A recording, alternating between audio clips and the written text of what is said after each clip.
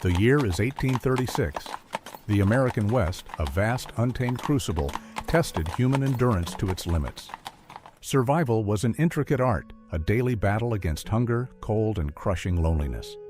In this formidable domain lived the trappers, the mountain men, pioneers driven by adventure, the lure of valuable furs, or a profound yearning for freedom.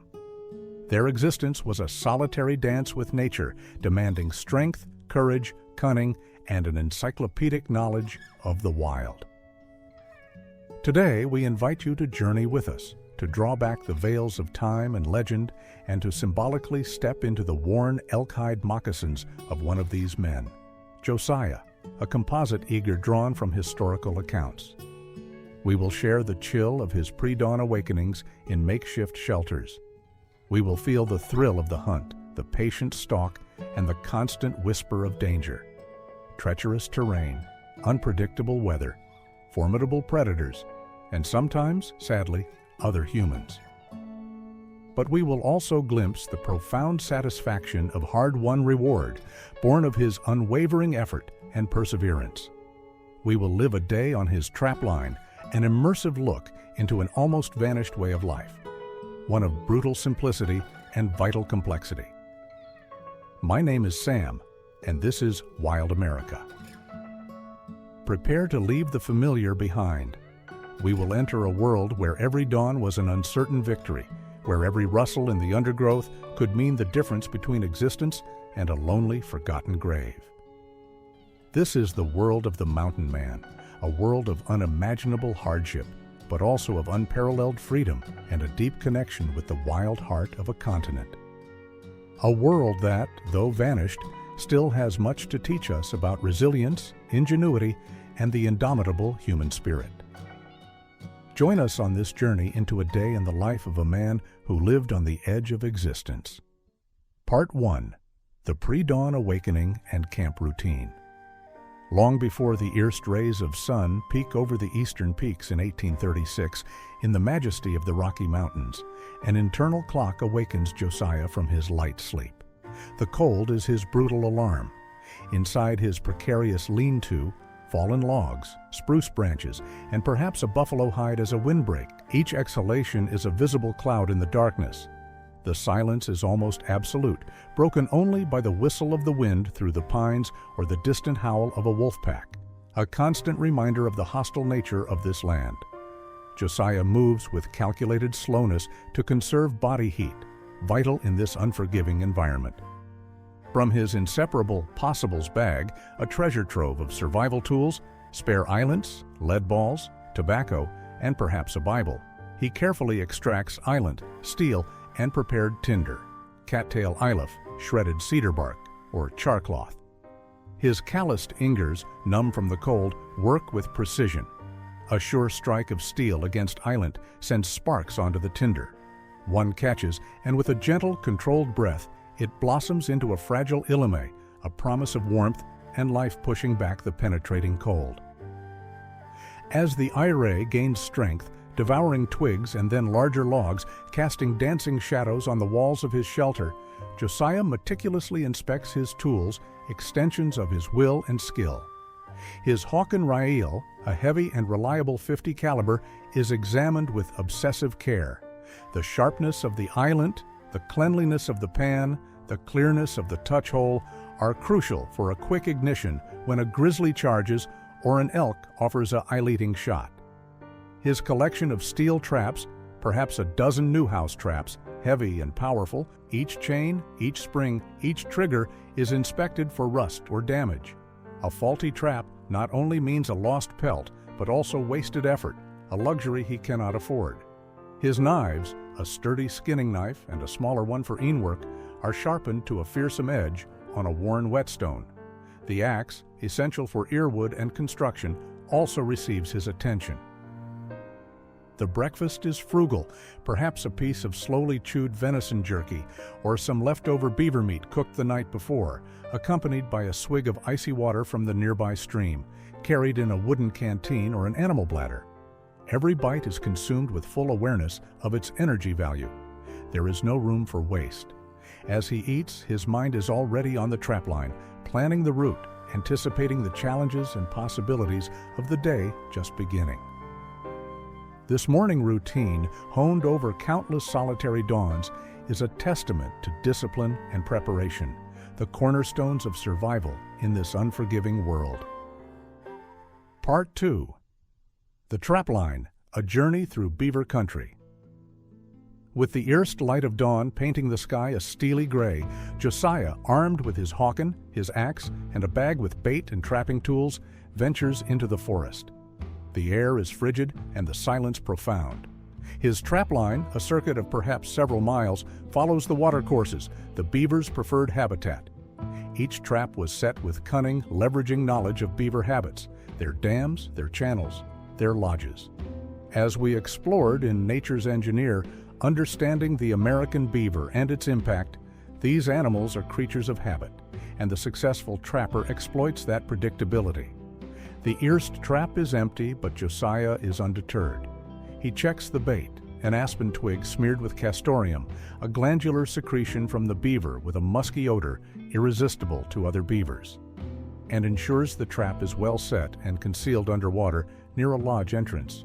Setting beaver traps is an art requiring precision, as detailed in the journals of trappers like Osborne Russell, who meticulously described his methods. A poorly set trap can injure the animal without capturing it or be detected and avoided. He follows the stream, his moccasins barely whispering on the frozen leaf litter. His eyes constantly scan the surroundings, looking not only for beaver sign, but also for any indication of danger, fresh bear or wolf tracks, or the slightest sound out of place. Survival here depends as much on the ability to hunt as on the ability to avoid being hunted. The second and third traps are also empty. It's a slow day, but patience is a trapper's fundamental virtue. Finally, at the fourth stop, there's a telltale splash. A large beaver, about 40 pounds, is firmly held by a hind leg. The animal is drowned, just as Josiah intended. The trap was anchored in deep water with a weight, ensuring a quick, humane death and preserving the pelt's quality. Dispatching a live trapped animal requires skill and composure, a delicate but necessary topic we address respectfully in discussions of historical hunting ethics. Carefully, Josiah pulls the beaver from the icy water. It's an adult male with a dense, lustrous coat, exactly the kind of brown gold the market desires. He releases it from the trap, resets it with fresh bait, and continues his round. The dead beaver is heavy, but Josiah carries it with the stoic acceptance of hard work. Later, at camp, he will skin it expertly, a process requiring precision to avoid damaging the valuable pelt. The rest of the line yields another smaller beaver and an otter whose fur also has value. It's not a bountiful harvest, but it's enough. Each pelt represents not only potential income, but also the validation of his skill and knowledge. By midday, with the sun barely warming the air, Josiah returns to camp, his load heavier, but his spirit satisfied by the work accomplished. The day is still young, and many tasks remain before darkness reclaims the forest. Part 3. Afternoon labors, skinning, preparing, and camp chores. Back at camp, Josiah's work is far from over. The pelts must be processed quickly to prevent spoilage, especially if the weather is relatively mild. He spreads the erst beaver on a clean bed of branches or an old hide. With his sharp skinning knife, he begins the meticulous process. Each cut is precise, the result of years of practice. A mistake can tear the pelt, diminishing its value. He starts at the hind legs, cutting around the ankles and then up the inside of the legs to the tail. The beaver's tail, a illet, scaly structure, is usually left, as it has no fur value, though its fatty meat was sometimes consumed.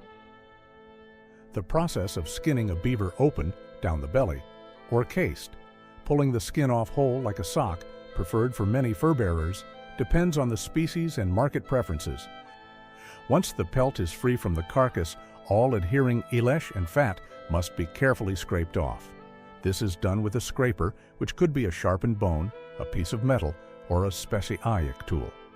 Any remaining eyelash will hasten putrefaction. Josiah works patiently, ensuring the pelt is clean. Beaver fat, incidentally, was valuable in itself, used for cooking, waterproofing leather, or as a lubricant. A byproduct not wasted, as we saw in The Many Uses of Animal Fat on the Frontier. After scraping, the pelt is stretched on a wooden hoop or frame to dry. These frames, often made of ilexible willow or hazel branches bent into an oval or rectangular shape, allow air to circulate on both sides of the pelt, facilitating even drying. The pelt is fastened to the frame with leather thongs or wooden pegs, stretched taut to prevent shrinking or wrinkling. Drying must be slow and preferably in the shade. Direct sun can make the pelt brittle. If the weather is damp, a gentle, smoky eyrie can help, though care must be taken not to cook the pelt. Some furs, like otter, might require slightly different treatment. While the pelts begin to dry, Josiah attends to other chores. He replenishes his supply of ironwood, cutting and splitting wood with his axe. The ear is his constant companion, not only for warmth and cooking, but also for keeping nocturnal predators at bay. He might check his small garden if it's the right season, and he has managed to establish one near a more permanent shelter. A less common practice for highly mobile trappers, but vital for those spending more time in one area. He prepares his afternoon meal, perhaps roasting a piece of fresh beaver meat over the coals. Beaver meat, though not to every modern palate, was an important source of protein and fat for the mountain man. The taste is strong, often described as similar to pork with a hint of Irish, due to its aquatic diet. As he eats, his senses remain alert, ever aware of his surroundings. The solitude is immense, but the forest is never truly silent to one who knows how to listen. The historian Bernard DeVoto, in his work Across the Wide Missouri, vividly describes the blend of isolation and constant alertness that characterize the lives of these men. As evening approaches, with the pelts stretched and earwood stacked, there is a brief moment of respite. Josiah might spend it mending his gear, sewing a tear in his moccasins with a bone needle and sinew, or thoroughly cleaning his ryle. Every task, however small, contributes to his survival. Self-sufficiency is not an option. It is the only way of life. Part 4, Dusk and the Night Watch, Dangers and Preparations. As the sun descends and shadows lengthen, a new series of preparations begins. Night in the Rockies brings not only a more intense cold, but also increased predator activity. Josiah secures his camp as best he can. The eyrie is fed with larger logs to last longer, its glow a deterrent against beasts. The drying pelts are stored safely, perhaps inside the shelter or hung high in a tree out of reach of curious or hungry animals. Any leftover food is carefully stored or burned to avoid attracting unwanted visitors. Camp discipline is crucial, a topic we emphasize in Frontier Safety, protecting yourself from predators and hidden threats. Josiah eats a frugal supper, often the same foods as breakfast or lunch. As he eats, he cleans his reel once more, ensuring it's ready for immediate action. Night is when the senses must be sharpest. A snapping twig, a distant growl, the glint of eyes in the darkness. Any of these signals can announce danger. He sleeps with his reel within reach and his axe nearby.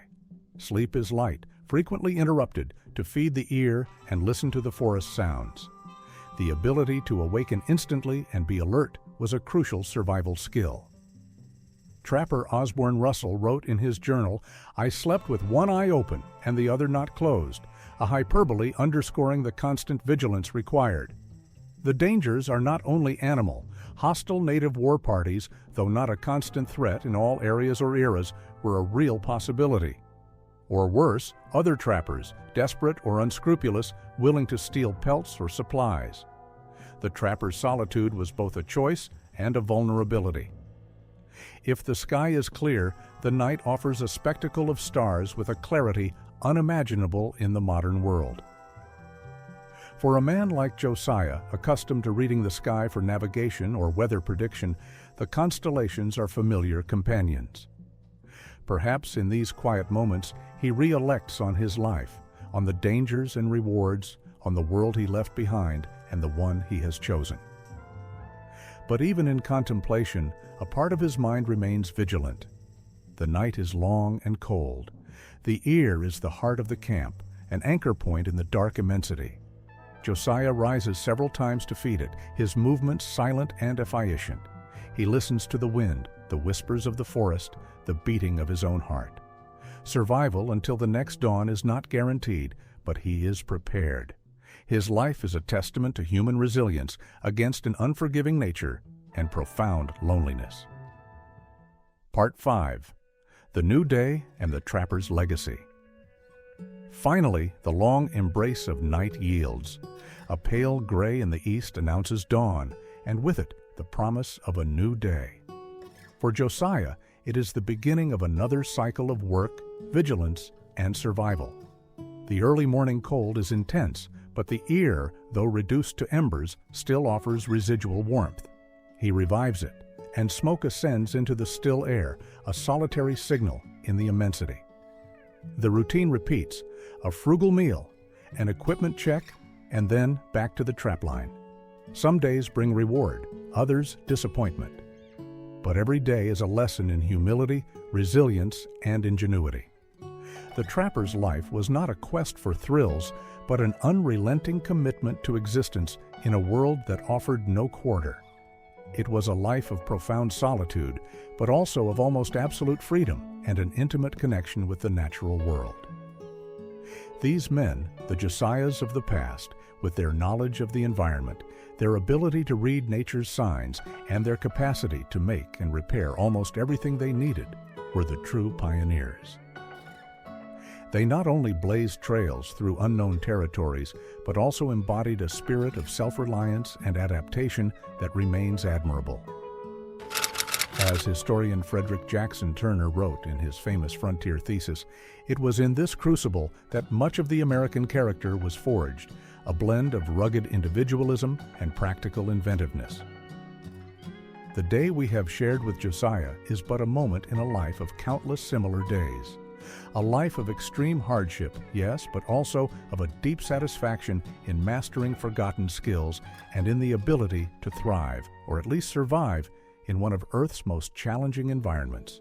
His legacy lies not only in the pelts he collected or the trails he blazed, but in the testament to the incredible capacity of the human spirit to persevere.